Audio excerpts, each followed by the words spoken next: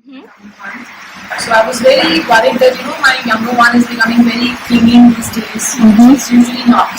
So I was sitting with that I don't know how I'm going to be traveling with that in the back of my mind. And after the session, here everybody advised that you spend more quality time with him.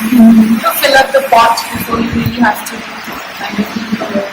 So often in the morning also I spend more time with them than doing any other chores. So that made me feel more relaxed and relieved now. I know I can travel comfortably. Alright. So that suggestions which are coming in through the course, everything is very practical and it's something that you can really work on, and it really helps you more than anything else. It really helps you mentally also to relax yourself, and then you can find solutions for yourself. Yeah, and I'm